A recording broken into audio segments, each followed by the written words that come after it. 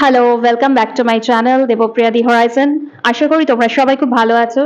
Recently Valentine's day গেছে, সরস্বতী পুজো গেছে। আমার ইচ্ছা ছিল যে একটা রিলেশনশিপ নিয়ে কন্টেন্ট বের করার, আর সেটা আজকে আমার ইচ্ছে হয়নি। কেন? নিশ্চয়ই তোমরা থাম্বনেল অলরেডি দেখে ফেলেছো। হ্যাঁ, ঠিক বলেছো, সন্দেশখালি নিয়ে। সত্যিকারের আমি ভীষণ মর্মাহত। এরকম একটা মর্মান্তিক ঘটনা, যেটা সত্যিকারের আমার কিছু বলার নেই। আমি ভেবে পাচ্ছি না তোমরা বা আপনারা যারা এসব সেলিব্রিটিদের এত মাথায় তুলে ভোট দিয়েছেন, আজকে তারা কোথায়? আমার সত্যি ভাবতে লজ্জা করছে যে আমি একজন পশ্চিমবঙ্গের নাগরিক, কিন্তু একজন পশ্চিমবঙ্গ একজন দেশের নাগরিক হয়ে আমার মনে হয়েছে যে ইউটিউবে ভিডিও পোস্ট করা মানেই শুধু আমার স্বার্থে আমি আমার মতো কন্টেন্ট দিয়ে যাব তা নয়। কিছু মানুষের কাছে অন্তত আজকের মেসেজটা পৌঁছে দেওয়াটাও আমার একটা বিশেষ ইম্পর্টেন্ট জিনিস বলে মনে হয়েছে। আজকের ভিডিওটা আমার কোনো ভিউজ, লাইকস এসবের জন্য নয়। এটা একটা মনুষ্যত্ববোধের খাতিরে আমার এই ভিডিওটা ক্রিয়েট করা। এটা আমার মন থেকে আসা একটা ভিডিও। ইউজুয়ালি আমি সত্যিকারেরই আমার যেটা মনে হয় আমি সেই ভিডিওই পোস্ট করি। আমি ওরকমভাবে কিছু কৃত্রিমতা দেখাতে পারি না।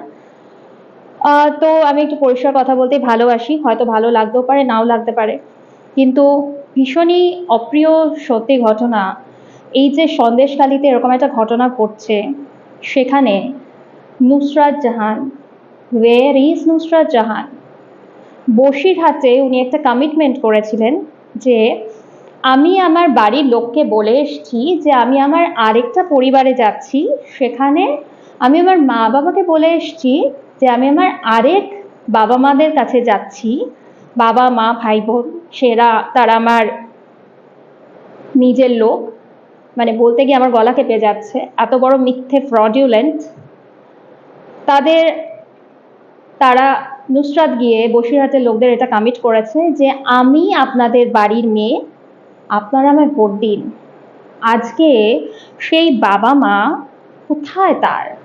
এই যে মা বোনেরা, সেখানের লোকেরা, সন্দেশখালীর মানুষ এইভাবে জ্বলছে, নুসরাত জাহান এক্স্যাক্টলি কোথায়? সেই জায়গায় তার মনে হচ্ছে না। Nusrat Jahan was celebrating Rose Day, Promise Day, Valentine's Day।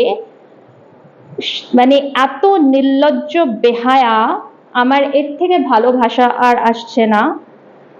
কোনো মনুষ্যত্ব বোধ যদি মানুষের না থাকে, তাহলে সেই জিনিসটা করতে পারে?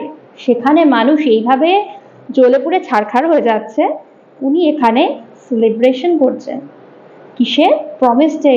উনি কোন প্রমিসটা ওখানে রাখতে পেরেছেন? আমি বলবো নতুন প্রজন্মকে, তোমরা যারা ভোট দাও, অন্তত একটু ভেবে চিনতে ভোটটা দাও। তোমাদের এক একটা ভোট ভীষণ ইম্পর্ট্যান্ট, তোমার জন্য হোক কি দেশের প্রত্যেকটা মানুষের জন্য হোক। একবার ভেবে দেখো, দেশের প্রত্যেকটা মানুষ নানান বিভিন্ন জায়গায় কত কষ্টে আছে, সেখানে তোমরা জাস্ট একটা ফিল্ম স্টার ভেবে তাদের ভোট দিয়ে ফেলছো, কোনো ভাবনা চিন্তা ছাড়া। এটা কেন করছো? তোমরা শিক্ষিত মানুষ, বা আপনারা তো শিক্ষিত মানুষ। সেখানে দেব কোথায়, নুসরাত কোথায়, মিমি চক্রবর্তী কোথায়, রাজ চক্রবর্তী, এদের ভোট দিয়ে বেড়াচ্ছেন। আমার কাছে কিছু বলার নেই। প্রত্যেকে ভোটে দাঁড়াচ্ছে, জিতছে, এবং তারপরেই প্রত্যেকের একটা করে প্রোডাকশন হাউস খুলে যাচ্ছে। মানুষের কি বুঝতে একটু অসুবিধা হচ্ছে যে এই যে মিমি চক্রবর্তী বলছে যে তাকে প্রচুর গালিগালাজ করা হচ্ছে, তাই সে সাংসদ পদ থেকে বিরতি চাইছে? গালিগালাজ খাওয়ার মতোই তো কাজ করছে, তাই না? কোনটা ভালো কাজ করছে যে তারা গালি খাবে না, এটাই তো বোঝা যাচ্ছে না। বা এই যে নুসরাত বসিরহাটের মানুষদের সামনে ফরফর করে খানিকটা ইংরেজিতে স্পিচ দিয়ে আসছে, সেখানে সেই ইনোসেন্ট গ্রামবাসী কতটুকু সেটা বুঝতে পারছে? তারা কি বুঝতে পারছে যে নুসরাত আদৌ কি তাদের প্রবলেমের কথা নিয়ে বলছে, কমিটমেন্ট করছে, নাকি সে তার মতো পলিটিক্যালি কারেক্ট বা ডিপ্লোম্যাটিক ওয়েতে একটা গেম প্লে করে চলে যাচ্ছে? তারা তো বুঝতে পারছে না। আজ তারা বুঝতে পারছে যে নুসরাতের কোনো দেখাই নেই। তাকে যখন এয়ারপোর্টে ধরা হচ্ছে, মিডিয়া রিপোর্টার যখন ধরছে, তার কাছে কোনো উত্তর নেই। সে স্ট্রেট গিয়ে গাড়িতে উঠে পড়ছে। তার জায়গায় মমতা ব্যানার্জি গিয়ে প্রক্সি দিচ্ছে এবং সেখানে তিনি জয়রামবাটি কামারপুকুরকে বলে এসছেন কামারবাটি জয়রামপুকুর। মানে ভাবতে পারছেন আপনারা? আপনারা যদি এই স্পিচটা না শুনে থাকেন, আমি চেষ্টা করব আপনাদের এটা ভিডিওতে দেওয়ার, আর যদি না পারি তাহলে আপনারা প্লিজ কাইন্ডলি একটু দেখে নেবেন। আমি এক ফোঁটাও ভুল বলছি না। মানে অত্যন্ত লজ্জাজনক ব্যাপার। মিমি চক্রবর্তী তার বুঝতে পারছে একটা ডায়ালেমেটিক সিচুয়েশন হয়ে গেছে, এখন সে বিরতি চাইছে। লোকসভা থেকে সে এমপি পদ থেকে রেজিগনেশনের জন্য বিধানসভার নেত্রীর কাছে তিনি নাকি রেজিগনেশন দিচ্ছে। এবার সে বলছে রাজনীতিটা আমি ঠিক বুঝতে পারি না। ঠিক আছে, রাজনীতি সে বুঝতে পারছে না। এবার সে বলছে রাজনীতিটা আমার জায়গা না, আমি সিনেমাটাকেই ভালোবেসেছি। আমার প্রশ্ন নুসরাত, মিমি চক্রবর্তী এদের, যে তারা যদি if they are not aware of politics, why the hell did they join there? I really don't have any idea about that. Who are they? What they are talking about? মানে তারা রাজনীতি বোঝে না, রাজনীতি জানে না। আমাকে দিদি খুব ভালোবাসে, তাই জন্য ও রয়ে গেছে দিদির ভালোবাসার জন্য। এটা কি বাচ্চামো খেলা হচ্ছে এতগুলো মানুষের জীবন নিয়ে, এতগুলো মানুষের লাইফ নিয়ে? এটা কোন মানে কি ধরনের গেম আমাকে একটু বলুন তো। মানে এটা আমার কাছে সত্যি কোনো ভাষা নেই। আমি মানে হয়তো আপনারা ভাবতে পারেন আমি ভিডিও করছি বাড়িতে বসে, হ্যাঁ আমি কি সেখানে পৌঁছাতে পেরেছি বা কিছু, সেটা নয়। কিন্তু তাদের হয়ে অন্তত আমি যদি একটুও প্রতিবাদ করতে পারি, বা আমার এই ভিডিওটা যদি একটা কি দুটো লোকের কাছেও যায় এবং তারা যদি অ্যাকর্ডিংলি ভোটের সভায় সেই বিহেভিয়ারটা করে, আমি অন্তত খুব খুশি হব। শুধু আমি না, মানুষ অনেক উপকৃত হবে। এই যে ভোটের সময় বিভিন্ন জায়গায় টিএমসির একটা জোর জুলুম চলে, আমার নিজের চোখে দেখা, আমার বাড়ির কাজের যে কাজ করে তারা ভোট দিতে পারেনি, সেখানে ভোটের দিন সব পাইপ গান এই সেই নিয়ে চলে আসছে, তাদের ভোট পুরো নিজেরা দিয়ে নিচ্ছে।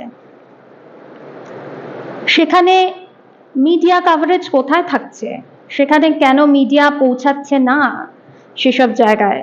সেগুলো কেন হাইলাইট করা হচ্ছে না? এটা তো বুঝতে পারছি না আমি। তাই আমার সত্যি কিছু বলার নেই।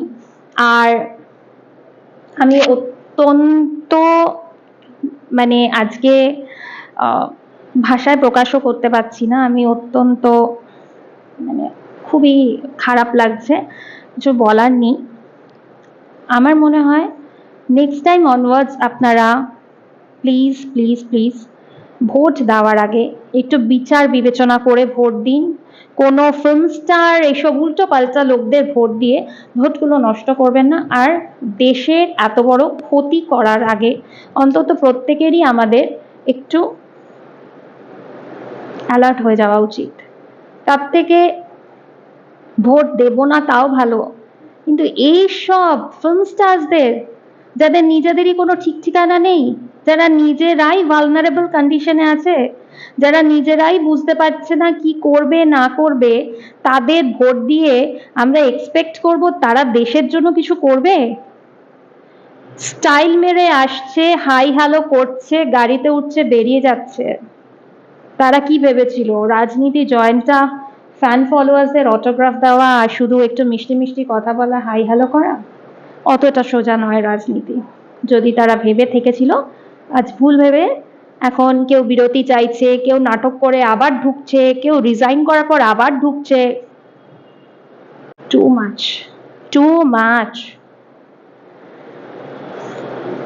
আমি কোনো না দলের না বিরোধী দলের কোনো পার্টিকুলার কোনো দলের হয়ে বলছি না, কিন্তু আমি একজন দেশের নাগরিক হয়ে আমার মনে হচ্ছে একটা মনুষ্যত্বের বোধ বা একটা হিউম্যানিটেরিয়ান গ্রাউন্ডে এই কথাগুলো আমার বলা দরকার এবং আপনাদের সাথে শেয়ার করা দরকার। এবং আমি চাই আপনার প্রত্যেকে এগুলো বুঝুন। আমি জানি আপনারা যথেষ্ট শিক্ষিত, আমার কিছু আপনাদের বোঝাতে হবে না, বা তোমাদের বা তোমরা আমার অনেক এজ গ্রুপ আছে যারা আমার ভিডিও দেখো, যারা আমার থেকে বয়সে অনেক ছোট। আমি তাদের বলবো যে তোমরা অন্তত এই কথাগুলো একটু মন দিয়ে শোনো এবং অ্যাকর্ডিংলি বিহেভ করো। আর কিছুই আমার বলার নেই। আজকের মতো এই পর্যন্তই। আবার আসছি নতুন কোনো ভিডিওর সাথে। সরি আমার ভিডিও আপলোড করতে একটু দেরি হয়ে গেছে, কিন্তু আমি সত্যি mentally I was not happy, still I am not. So আমি বলবো এইটাই আমার বলার ছিল। আজকে আর কোনো এন্ডিংটাও হয়তো আমি খুব ভালো এন্ডিং করতে পারছি না, so I am very sorry for that. সবাই সুস্থ থেকো, ভালো থেকো, আর অন্তত একবার হলেও একটু ভাবো যে আমাদের নিজেদের মা বা বাড়ির বোনদের সাথে যদি এরকম ঘটনা হতো তাহলে এটা কিরকম নির্মম একটা ঘটনা হতে পারতো। একটা শর্ট স্কার্ট পরা নুসরাত জাহানের পক্ষে সম্ভব না বোঝা যে বাড়ির মা আর বোনদের যখন সামনে দাঁড়িয়ে তাদের বস্ত্রহরণ করা হচ্ছে সেটা কতটা খারাপ, কতটা দুঃখজনক, কতটা বেদনাদায়ক। তাই সবাই আশা করি তোমরা খুবই নিউজটার সাথে অ্যাওয়্যার। আমার নতুন করে কিছু বলার নেই, আমি জাস্ট এইটুকু বলবো নেক্সট সিদ্ধান্ত তোমরা যখন নেবে ভেবে চিন্তে নাও। সবাই ভালো থাকো, সুস্থ থাকো, এই অবধি। আজকের মতো টা।